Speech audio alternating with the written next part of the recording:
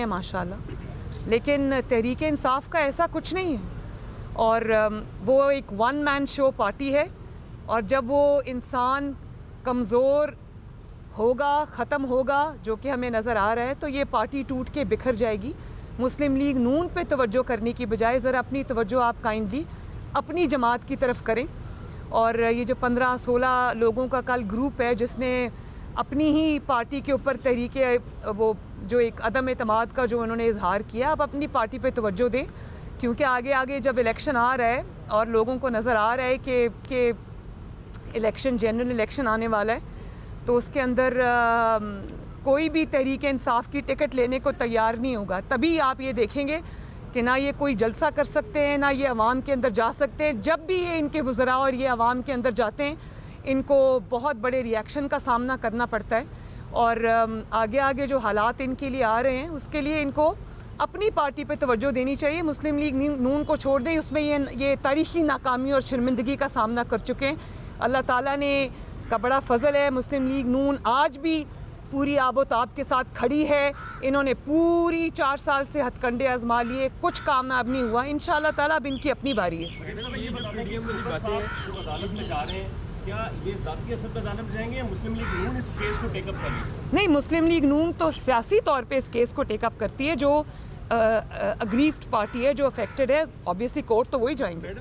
लेकिन हमारी पूरी मॉरल सपोर्ट, सियासी सपोर्ट, जमात की सपोर्ट, लीडरशिप की सपोर्ट इनके साथ है। और मेरे किसी भी रुकन पर जहाँ जुल्म होगा, जहाँ ज़्यादती होगी, मैं चुप नहीं रहूँगी, मैं उनके साथ खड़ी होंगी। मैडम, क्योंकि पीडीएम के प्लेटफॉर्म पे बहुत बड़े जलसे हुए और हुकूमत अब कहती है कि पीडीएम जो है वो आपस में इनके अब झगड़े हो गए हैं, ये हुकूमत की खाली खाम ख्याली है। और दूसरी बात ये कि 2021 आप समझती हैं कि ये इलेक्शन ईयर है? हुकूमत की खाम ख्याली नहीं है, ये हुकूमत की ख्वाहिश है जो दम तोड़ती हुई नज़र आ रही है। ज़ाहिर है पीडीएम एक 10 जमातों के ऊपर मुश्तमिल एक अलायंस है, जिसमें हर जमात का अपना मंशूर है, हर जमात का अपनी सोच है, हर जमात का अपना एजेंडा है। लेकिन मैं ये समझती हूँ कि मिसाली इस वक्त जो है वो कोऑर्डिनेशन है। हर इशू को बैठ के हम डिस्कस करते हैं और कोई इल फीलिंग नहीं है, कोई इख्तलाफ नहीं है। अगर सोच का, राय का इख्तलाफ होता भी है तो वो उसको हम बड़े अच्छे तरीके से बैठ के इफ़हाम व तफ़हीम के साथ डिस्कस करते हैं, हल करते हैं।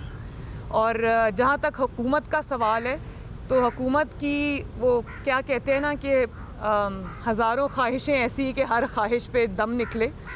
ये उनकी ख्वाहिश तो हो सकती है कि पीडीएम में कोई क्रैक नज़र आ जाए या पीडीएम के अंदर कोई इनको थोड़ा बहुत भी झोल नज़र आ जाए, लेकिन इंशाअल्लाह ताला हुकूमत ख्वाहिश कभी पूरी नहीं होगी। अच्छा मैडम ये बताइएगा कि जस्टिस सही पंजाब की सतह पर आते हैं, आप आकर इन्हें रेस्क्यू करती है, इनके बाद जो है आला काम तक जाती है। देखने में ये आया है कि लाहौर की सतह पर कोई ऐसी मूवमेंट जो है इनके हक में नजर नहीं आती। ये लोग जो आपके साथ शाना बशाना खड़े फिर इनके हवाले ही लाहौर कर दें ताकि किसी और को रेस्क्यू करने ये तो पहुँच जाए, अगर कोई इनको रेस्क्यू करने नहीं आ रहा। अच्छी तजवीज़ दी आपने, लीडरशिप तक पहुँचाती हूँ। अच्छा मैडम ये बताइएगा कि एक कमेटी बनाई गई है ब्रॉडशीट के हवाले से, जिसमें जस्टिस रिटायर्ड, ब्रॉडशीट नहीं, उसका नाम है फ्रॉडशीट, जो भी है अजमा सईद साहब को बनाया गया। क्या आप समझते हैं कि कोई नई एक जाल बनाया जा रहा है मियां नवाज शरीफ और मुस्लिम लीग नून के खिलाफ? नहीं, ये जाल नया नहीं है, जाल बहुत पुराना है। ये जाल के अंदर बहुत बड़े बड़े सुराख हो गए, जिसको फंसाने की कोशिश करते हैं, ये जाल उलट के उन्हीं के ऊपर आता है। तो जस्टिस अजमत सईद साहब जो है, उनको कौन नहीं जानता कि कितनी उन्होंने नेक नामी कमाई थी जब वो सुप्रीम कोर्ट के सिटिंग जज थे, और उन्होंने जिस तरह से पर्सनली ज़ाती तौर पे असरअंदाज होकर उन्होंने JIT बनवाई। उन्होंने व्हाट्सएप कॉल्स की, जिस JIT को बदनाम ज़माना JIT को आज तक व्हाट्सएप ज़दा JIT के नाम से याद किया जाता है, उसके बानियों में उनका नाम शामिल था। और उन्होंने पर्सनली व्हाट्सएप कॉल्स की और उन्होंने डिफरेंट जो महकमे थे जहाँ से उन्होंने अपने मेंबर्स लेने थे JIT के, तो उन्होंने अपनी ज़ाती पसंद नापसंद, वो लोग जो उनके ज़ेर असर थे, जिनके साथ वो काम कर चुके हुए थे, जिनको वो समझते थे कि वो उनके मनपसंद फ़ैसले देंगे, उनके इन्फ्लुएंस में हैं, उन्होंने ज़ाती तौर पे इदारों को व्हाट्सएप कॉल्स करके उनके नाम JIT में शामिल करवाए। तो वो जो एक मुंतखब हुकूमत के ख़िलाफ़ साजिश थी, एक मुंतखब वज़ीर-ए-आज़म के ख़िलाफ़ साजिश थी, उसमें वो बहुत बड़ा उसका हिस्सा थे, उसके करता धरता थे। और उस वक्त वो जब ये चीज़ ओरिजिनेट की, ये ब्रॉडशीट वाली, उस वक्त वो नैब के ऑफिसर थे, नैब के ओहदे पे फाइज थे, वो उसके लाने वालों में से थे। तो जो शख्स इस सब चीज़ का ज़िम्मेदार हो, जो पाकिस्तान के अरबों रुपए जो हैं वो एक फ़्रॉड की नज़र कर दिए गए। और क्या नाम है जी कल उनका जिसका स्टेटमेंट आया था, नहीं, फ़ारूक आदम साहब। कल फ़ारूक आदम साहब ने ख़ुद ही कह दिया कि हमारे जो सारी वो $1 अरब का जो एक मुज़िका ख़ेज़ एक इल्ज़ाम नवाज़ शरीफ पर लगा था, बाकी सारे इल्ज़ामात की तरह, उसकी कलई उन्होंने ख़ुद ही खोल दी। उन्होंने कहा जी वो स्पेकुलेशंस पे बेस्ड था। तो अब आप ख़ुद ही सोच लें कि इन्होंने ये नवाज़ शरीफ को बदनाम करने के लिए एक नया स्कैंडल खोलने की कोशिश की थी, लेकिन उल्टा वो इनके सर पे पड़ गया। अभी तो इन्होंने बहुत सारे सवालात के जवाब देने हैं कि किस तरह ये पैसा अप्रूवल के बग़ैर, अवाम के इल्म में लाए बग़ैर रातों रात ये ट्रांसफ़र किया गया यूके की यूके में पाकिस्तानी हाई कमीशन के अंदर के अकाउंट में। और लंदन कोर्ट का फ़ैसला आने से पहले इसको ट्रांसफ़र किया गया।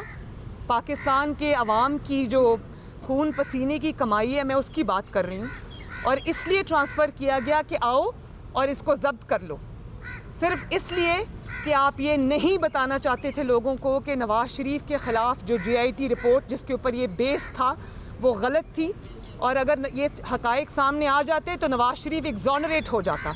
उसको एग्ज़ॉनरेशन से बचाने के लिए आप और अपने आप को, अपने इल्ज़ामात को झूठा साबित होने से बचाने के लिए, अपने आप को शर्मिंदगी से बचाने के लिए आपने इतना बड़ी रकम पाकिस्तान के अवाम की आपने बर्बाद कर दी।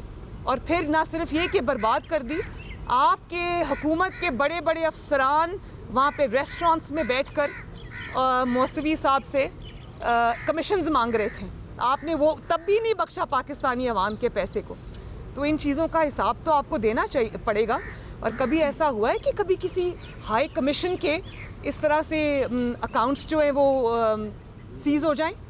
ये तो पाकिस्तान में जिस तरह ये मलेशिया में पहली मर्तबा जो वो लीज़ ना जमा होने की वजह से पाकिस्तानी तैयारे को कब्ज़े में ले लिया गया, वहाँ पे 166 जो हमारे पाकिस्तानी बहन भाई जो पैसेंजर्स थे उनको उसका खमियाजा भुगतना पड़ा।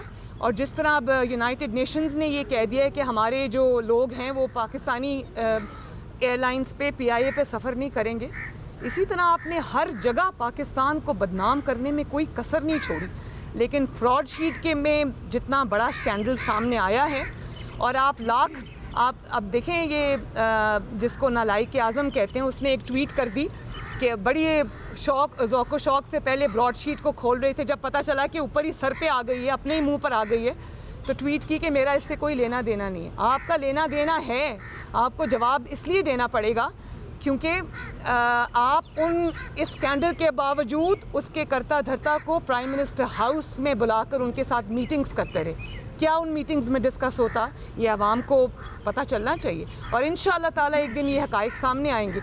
जस्टिस अज़मत सईद साहब की जहाँ तक आपने बात की, वो शौकत खानम के बोर्ड के मेंबर्स में से हैं।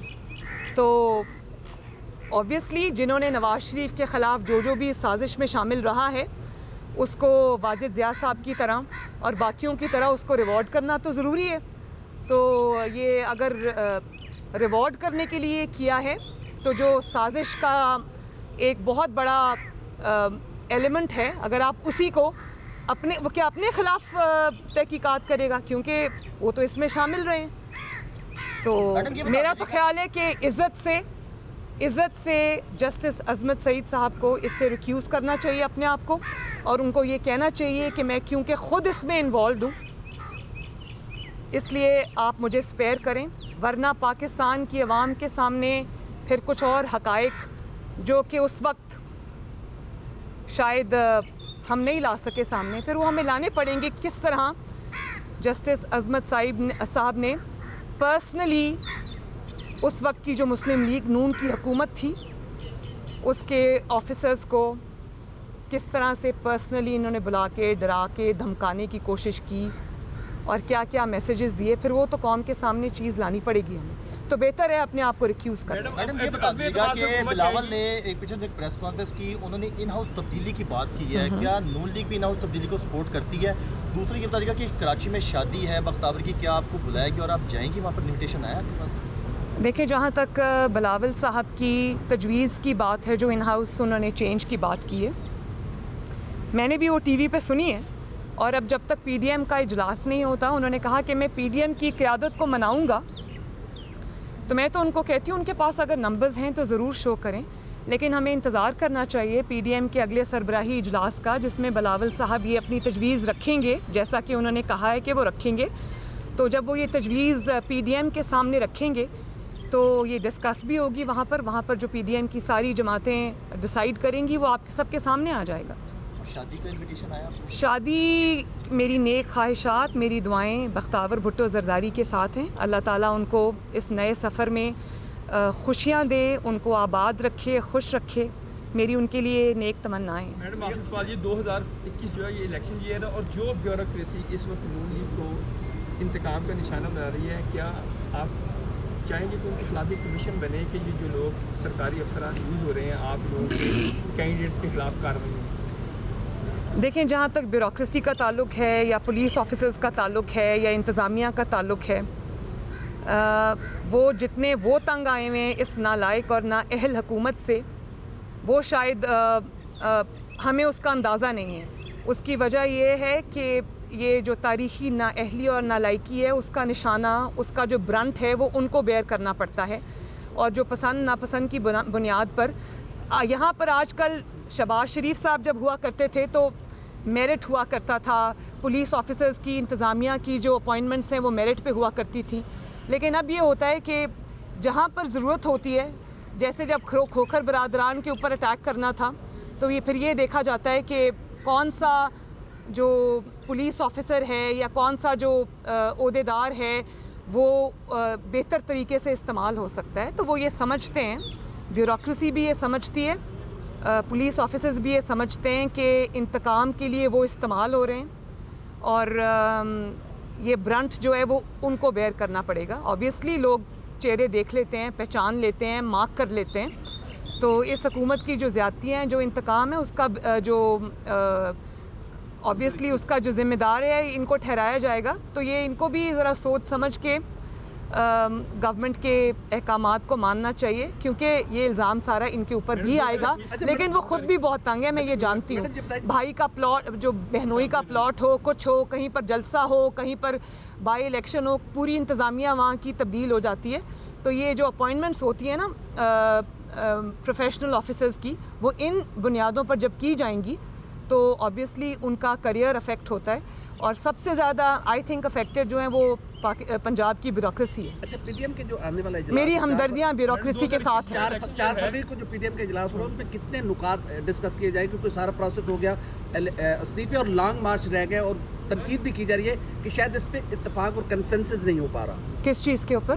इस्तीफों पे और लॉन्ग मार्च पे। इस पे क्या लॉन्ग मार्च पे तो कंसेंसस है, इस्तीफ़ों के ऊपर की टाइमिंग के ऊपर और ऑब्वियसली अब पीपल्स पार्टी ने एक बात की है, इन हाउस जो चेंज है उसकी उन्होंने एक बात की है, तो पहले उसको डिस्कस करेंगे। ऑब्वियसली लॉन्ग मार्च भी डिस्कस होगा, इस्तीफ़े भी डिस्कस होंगे, उसका टाइमिंग भी डिस्कस होगा और साथ बिलावल भुट्टो ज़रदारी साहब की तजवीज़ भी डिस्कस होगी। मैडम आपसे बस ये सवाल कि आप हुकूमत को 5 साल पूरे करने देंगे या ये 2021 जो है ये इलेक्शन ईयर है? हम अगर हुकूमत को 5 साल पूरे करने दें भी तो ये हुकूमत अपनी हरकतों से 5 साल पूरे नहीं कर सकती। जो रोज़ आप महंगाई का तूफ़ान देख रहे हैं, जिस तरह से लोग क्रिपल होके रह गए हैं, जिस तरह से रोज़ पेट्रोल, डीज़ल, गैस महंगी हो रही है और उसकी शॉर्टेज हो रही है, और जिस तरह से रोज़मर्रा के इस्तेमाल करने की जो चीज़ें हैं उन्हें आवाम की क़ुव्वत ख़रीद ख़त्म होके रह गई है, और जिस तरह से गवर्नेंस का हाल है, जिस तरह से पाकिस्तान की पूरी दुनिया में रुसवाई हो रही है इस नालायकी और नाअहली से, तो ये हुकूमत खुद ही अपने ख़ात्मे के लिए काफ़ी है। अगर हम इसको 5 साल देना भी चाहें तो ये अपने आप को 5 साल देने को तैयार नहीं है। मैडम, पंजाब में तब्दीली के हवाले से आपके पास काफ़ी नंबर ऑफ गेम्स हैं पंजाब असम्बली के अंदर, तो उसमें कोशिश अगर चौधरी बरादरान आपको अप्रोच करें तो इन हाउस तब्दीली के लिए कोशिश की जा सकती है ना उनकी जानिब से? सोचेंगे। चीज़ और वो कह रहे हैं चौधरी साहब का भी केस हाई कोर्ट ने टेकअप कर लिया, पता नहीं वो आ रहे हैं कॉन्सेंट से, कल की जो बातें हैं। नून लीग पंजाब में कोशिश क्यों नहीं करती इन हाउस तब्दीली के हवाले से? नून लीग ये समझती है कि जो इन्होंने अपनी नाकामी और नाअहली से हाल कर दिया है हर चीज़ का, तो इतनी आसानी से नून लीग इनको जाने नहीं देगी। ये अपनी ज़िम्मेदारी से, अपनी नालायकी नाअहली की ज़िम्मेदारी और इसका बोझ इनको ख़ुद उठाना पड़ेगा। नून लीग इनको बिल्कुल राह फरार नहीं देगी, शहीद बनने का मौका नहीं देगी, ताकि कल को ये बाहर आके ये ना कह सकें कि हमने तो बड़ा काम करना था जी पंजाब में, तो अचानक हमारी हुकूमत गिरा दी गई और हमें हमारे ख़िलाफ़ साजिश हो गई और हम ये कर नहीं सके। इनको इनका जो स्याह कारकर्दगी उसका बोझ भी इन्हीं को उठा के अवाम में जाना पड़ेगा। नून लीग इनको राह फरार इख्तियार नहीं करने ये देगी। तो नया बयानिया आ गया जो पीडीएम का बयानिया था, जो लॉन्ग मार्च इस्तीफे आप कह रहे हैं। नहीं, मैं इन हाउस चेंज की बात कर रही हूँ। मैं इन हाउस चेंज की बात कर रही हूँ पंजाब में जब इन्होंने बात की है, तो अब इसके ऊपर शरारत ना करना। 9 मार्च को गिरवी रखवाने का मामला सामने आया तो कल वफाकी कबीना के इजलास में तजवीज़ दी गई कि वज़ीर-ए-आज़म हाउस को या जो ऐवान सदर है उसको गिरवी रखवा दिया जाता। नहीं, वज़ीर-ए-आज़म हाउस या ऐवान सदर तो कौम की अमानतें हैं ना, कौम की वो मलकियत है, उसको क्यों रखें गिरवी? अगर गिरवी रखना है तो बन्नी गाला को गिरवी रख लें। इनकी ज़ाती रिहाइश गाहों को जिनको इन्होंने जालसाजी से रेगुलराइज़ कराया है और जिसका सबूत ये आज तक नहीं दे सके कि वो किस पैसे से ख़रीदी हैं, तो उनको गिरवी रख लें। कौम की अमानत को गिरवी क्यों रखना? Thank you. मैं अब चलूँ जी? मुस्लिम लीग नून की नायब सदर मरियम नवाज़ मीडिया से गुफ्तगू कर रही थी खोकर पैलेस के बाहर, और उनका कहना था कि हुकूमत की करप्शन के स्कैंडल्स सामने आ रहे हैं। एक दिन तो आएगा जब दूध का दूध और पानी का पानी हो जाएगा। नवाज शरीफ के कहने पर खोकर बरादरान से इजहार यकजहती के लिए आई हूँ और खोकर बरादरान के हक़ में अदालत का फ़ैसला आ गया है, ऐसा कहना था मरियम नवाज़ का। मीडिया से गुफ्तगू करने के दौरान उनका ये कहना था कि पता चला है कि इमरान खान ज़ाती तौर पर खोकर बरादरान के ख़िलाफ़ ऑपरेशन को मोनीटर कर रहे थे और खोकर बरादरान नवाज शरीफ के बाएतमाद साथी भी हैं। जब इमरान खान कमज़ोर होगा तो उनकी पार्टी भी ख़त्म हो जाएगी। PTI one man show party है, ऐसा कहना था मरियम नवाज़ का। मीडिया से गुफ्तगू के दौरान उनका ये भी कहना था कि PTI नून लीग पर नहीं अपनी पार्टी पर तवज्जो दे, और उनका ये कहना था कि PDM में इख्तलाफ से मुतालिक हुकूमत की ख्वाहिश दम तोड़ती हुई नज़र आ रही है। मज़ीद खबरें शामिल करेंगे और सबसे